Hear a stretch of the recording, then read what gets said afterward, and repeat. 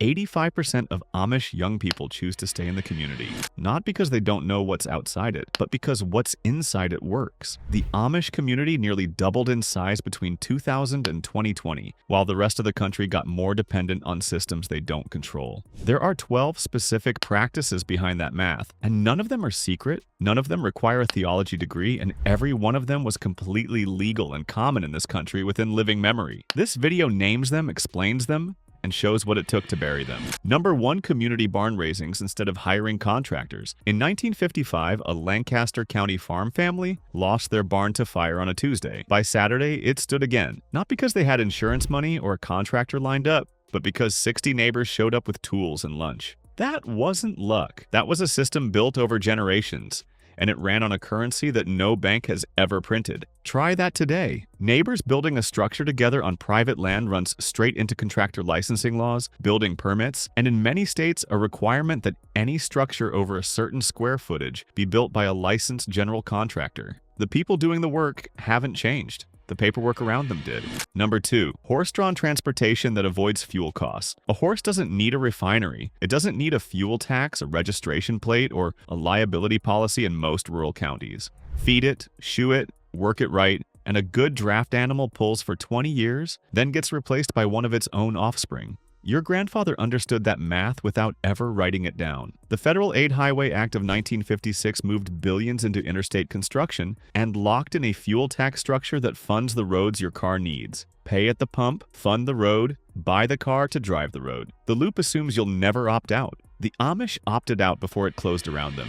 Number 3. Root cellars for natural food storage without electricity. Your great-grandmother kept potatoes, carrots, cabbage, apples, and cured meats through every winter of her adult life, without paying a single utility bill to do it. She dug into the north side of a hill, below the frost line, and let the earth hold a steady 32 to 40 degrees year-round. No compressor, no refrigerant, no motor running around the clock. The thermal mass of the surrounding soil did the work. A well-built cellar with a ventilation shaft keeps root vegetables edible for 6 to 8 months without any attention at all. The Amish still build them. Some families stock enough in a single cellar to carry the household through winter and into spring planting. Here's what changed. Land use regulations that spread through American counties between the 1950s and 1980s turned a simple dig into a paperwork problem. A below-grade structure needs a permit. Attach it to your house, and some counties reassess your square footage and raise your tax basis. Build it detached, and it runs into accessory structure zoning codes. The physics didn't change. The compliance cost did.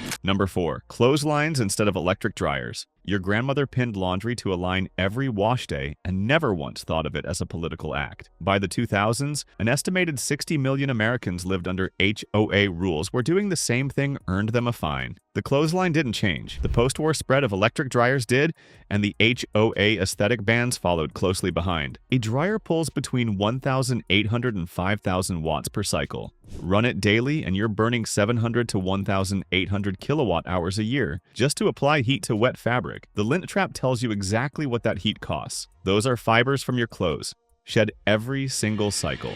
Number 5. Hand-built furniture designed to last generations. An Amish craftsman building a chair starts with wood dried for at least a year, cuts the joints by hand, and fits the pieces so the chair can still be taken apart and fixed 50 years from now. That chair will outlast every flat-pack piece you've ever owned, probably by a factor of 10. The American furniture market shifted hard toward disposable production in the 1970s and 1980s, driven by import competition and engineered wood products like particle board and MDF. When the joint fails in particle board, the board crumbles. You can't fix it. The industry didn't advertise that. It just stopped making furniture that lasts because furniture that lasts doesn't need replacing. Number 6. Seed saving instead of buying new seeds every year. Your grandfather walked the garden in late summer with a paper bag, pulling seed from the best plants before he ever thought about eating them. He selected for what handled his soil, his frost dates, his dry spells, and over years the seed remembered all of it. That knowledge lived in the plant itself. The Plant Variety Protection Act of 1970 changed that math, and the Supreme Court's 2013 decision in Bowman versus Monsanto locked it in. Patented seed can't be saved and replanted without a license. Monsanto, now Bayer, has sued hundreds of farmers to enforce exactly that point. Number 7. Large family gardens that reduce dependence on grocery stores. An Amish woman doesn't walk out to her garden for a salad. She walks out to her food supply, and the difference in how you manage those two things is the difference between a hobby and a system. Half an acre, worked right, covers most of a family's vegetable needs for a full year. In 1944, an estimated 20 million victory gardens produced roughly 40% of the fresh vegetables eaten in the United States. The war ended, the suburbs expanded, and those gardens got replaced with lawns that needed fertilizer, water, and mowing, but grew nothing you could eat. The lawn care industry and the grocery industry both benefited from land that consumed inputs rather than produced food. Number 8. Food preservation through canning, drying, and smoking. Your grandmother didn't can food because she was worried about supply chains. She canned because August produces more tomatoes than August can eat, and January is cold and long. A water bath canner, a pressure canner, a smokehouse, and a drying rack let a family store a full year of food without a single watt of electricity. And every one of those tools sat in common use in American kitchens before 1950. Lactofermentation, the process behind sauerkraut and pickles, works by creating an acidic environment that kills pathogens without heat or vinegar. That's not folk remedy, that's microbiology, and it's been documented and understood for decades. Number 9. Shared tools and equipment within the community. A grain binder, a hay rake, a corn planter, a post hole digger. Every one of those sits idle for most of the year on the farm that owns it. The Amish figured out a long time ago that owning a tool and needing a tool are two different things, so the equipment moves through the community on a rotating basis, maintained by whoever uses it. A $150,000 tractor used 200 hours a year by one farm is a bad investment. That same tractor shared across 20 farms and running 4,000 hours a year is a completely different calculation, and it's one that doesn't generate 20 equipment loans, 20 insurance policies, or 20 service contracts. Number 10. Repairing items instead of replacing them. An Amish harness maker doesn't throw away a cracked strap. He cuts it back, punches new holes, and relaces it. A broken buckle gets swapped out, not the whole harness.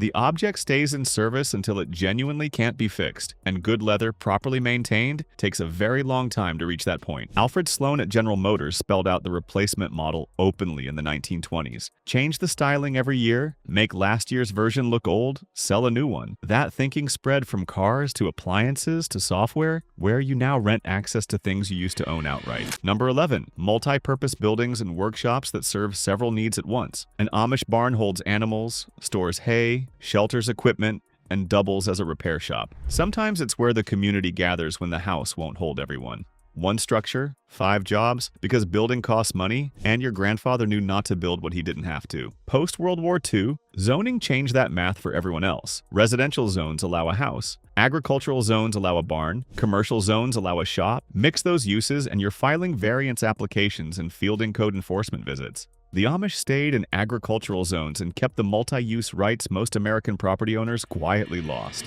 Number 12. Strong neighbor-to-neighbor mutual aid networks instead of relying on services. When an Amish family's barn burns, or a father lands in the hospital, nobody calls an 800 number.